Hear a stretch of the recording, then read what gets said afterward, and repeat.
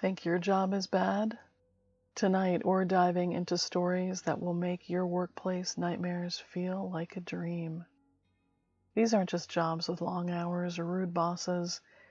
These are temp gigs with sinister secrets, terrifying expectations, and risks you never signed up for. From tasks that leave you questioning your morals to dangers that make you expendable. These jobs are more than just work. They're a waking nightmare. So settle in, but be warned. After hearing these tales, you might think twice before clocking in again.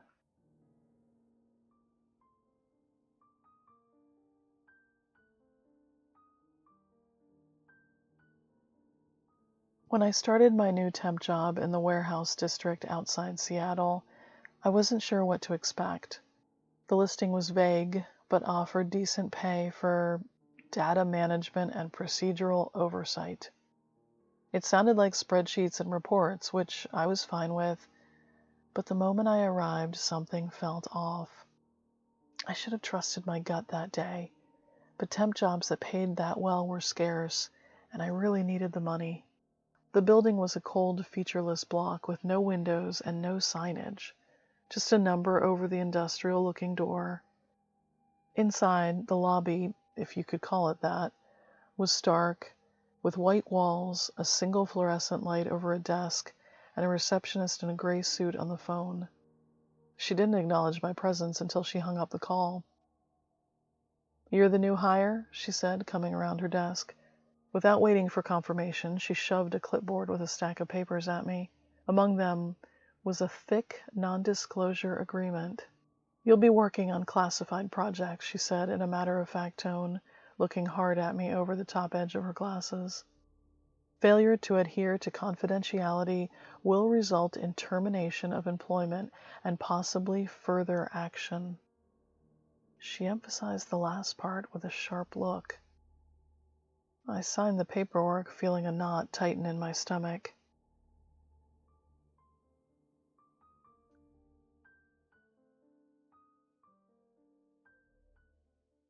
I was taken to a small office, windowless like the rest of the building, with a desk and a computer. Dr. Ballard, who I assumed was the owner, gave me a brief, cryptic overview of my role.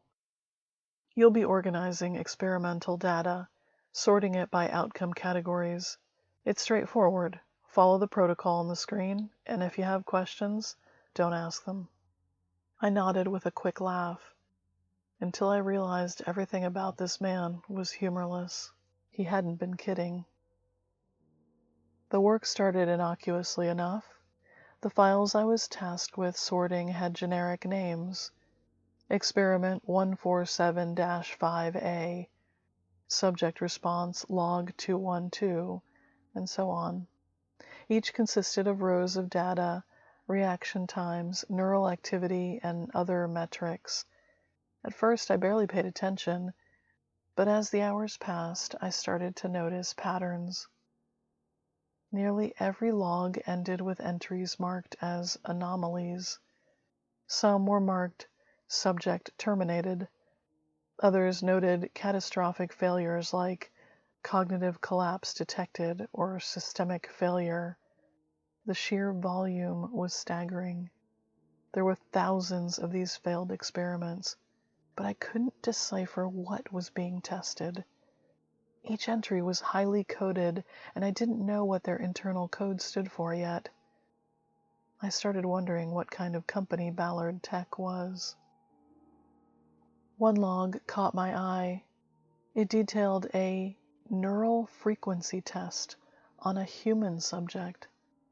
The notes included phrases like "Subject exhibited extreme agitation before ceasing all voluntary movement," and "observed cranial hemorrhaging." I stared at the screen, shocked at what I was reading. My pulse was pounding. When I asked Dr. Ballard about it, he waved his hand dismissively. "Old data. Focus on the task at hand." His voice carried an edge, like he was warning me not to dig deeper.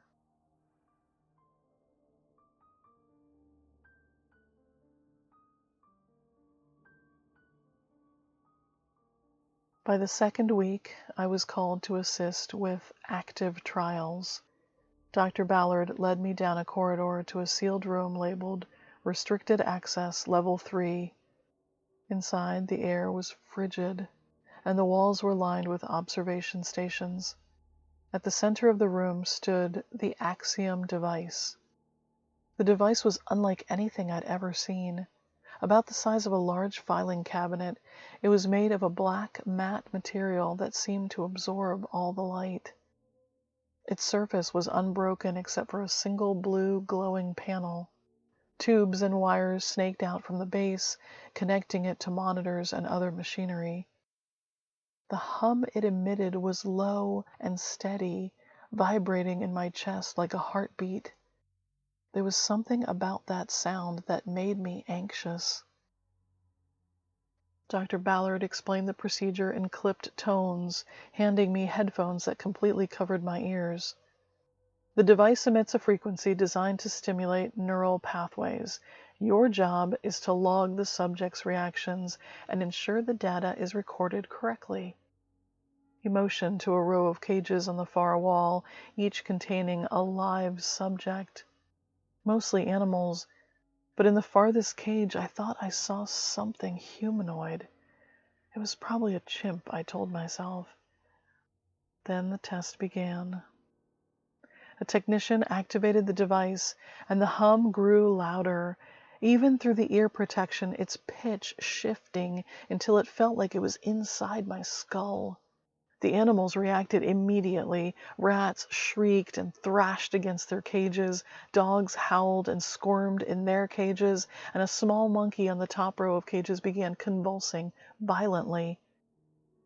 The monitors displayed erratic spikes in neural activity, followed by flat lines. "Shut it down," Dr. Ballard shouted. The technician scrambled to comply, but the hum continued for a few seconds longer before finally stopping. The room fell silent, except for the ragged breaths of the surviving subjects. I was horrified, and my face betrayed me.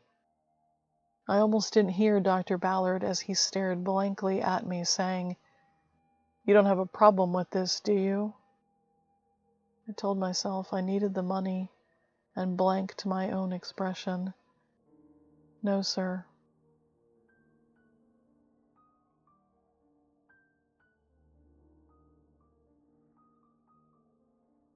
Later that week, I was sent to the basement to retrieve some archived files. The basement was a maze of crates and old equipment, dimly lit by a bulb. While sorting through a stack of boxes at the far end of the room, I heard a commotion behind me. I turned to peek through the shelves. One of the technicians, a wiry man whose name I thought was Kyle, was arguing with Dr. Ballard and another man I didn't recognize. I couldn't make out what he was saying, but this was definitely a private fight. I crouched down low and listened, trying to control my breathing. Kyle blurted, "You can't do this." And then I heard feet scraping against the concrete, and clearly someone was throwing punches. I couldn't see them anymore, but I heard a thud, and then a door slammed. When it was quiet for a while, I made for the door, checking the spot where the fight had been. I saw a small spray of blood on the wall. I don't know what happened to Kyle because I never saw him again. When the week was over, I didn't renew my temp contract. I didn't want anything to do with that place or with Ballard. It was oppressive, and something shady was going on. I could feel the weight of that place, and the hum of that Axiom device, whatever it actually did, and those horrifying experiments. I couldn't stop thinking about it for weeks, still feeling the horrible hum from that device vibrating in my chest. I finally broke my confidentiality agreement and reported the whole thing to the cops. But of course, by then, the building was abandoned. I probably shouldn't be talking about this. I've already been questioned twice by the FBI. I don't know what they were doing down there, and I wish I'd never taken that job.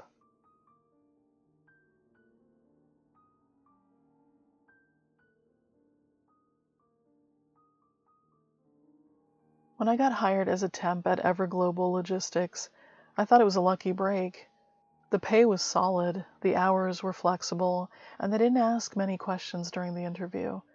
I had a felony in my past, which made it hard to get hired for decent pay, but they didn't seem to care about any of that. Just show up on time, work hard, and you'll fit right in, the manager, a gray-haired man named Ron, had said without looking at me. The first few days were pretty boring. I sorted inventory, loaded pallets, and operated the forklift under the glaring fluorescent lights of the massive warehouse. The job was monotonous, but I didn't mind. It was far better than prison, to say the least. It wasn't until my third night shift that I began to notice things weren't quite right.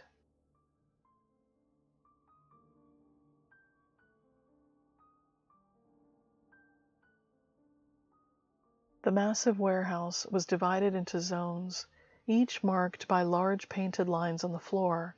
Most areas were bustling with activity, but one section, Zone D, was always quiet. Its shelves were covered with thick tarps, and the entryway was blocked by a gate with a bold red sign, "Authorized personnel only." But curiosity got the better of me one night, and I asked one of the older employees, a gruff guy named Carl, what was stored back there. His face went pale, and he quickly changed the subject. "Don't ask questions, man. We don't worry about Zone D." Later, Ron overheard me talking about Zone D with another temp and pulled me aside. His tone was harsh. "You're here to do your job, not poke around. Got it?" The look he gave me said everything I needed to know. I dropped it, at least for now.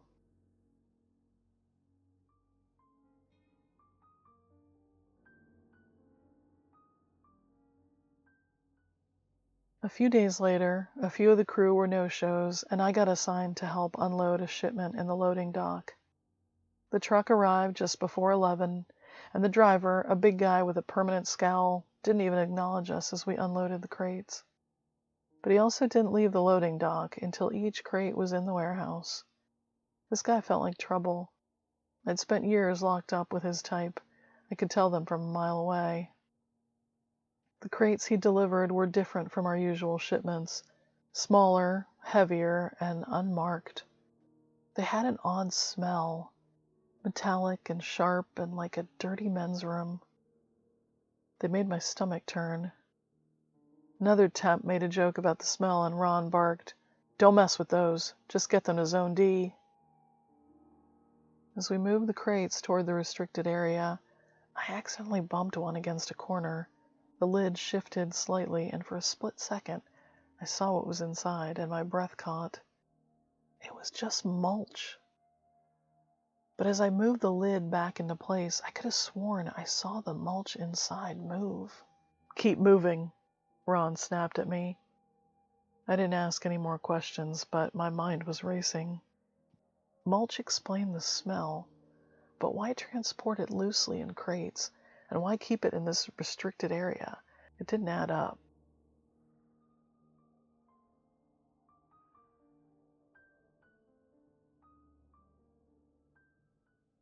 That same night, a group of men I hadn't seen before entered the far end of the warehouse, directly into Zone D. They wore plain black uniforms and moved with military precision. They worked exclusively in Zone D, carrying out the mysterious crates with an unsettling efficiency.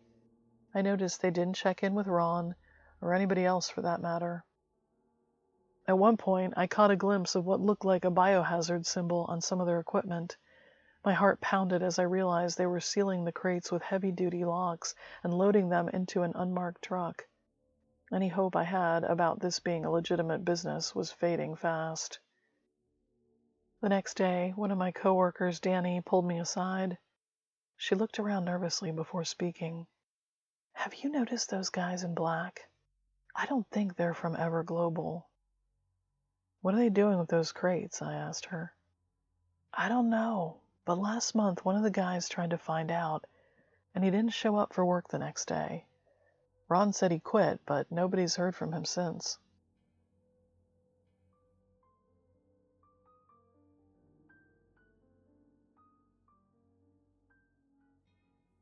The breaking point came a week later. I was working late when I heard a woman shouting from Zone D.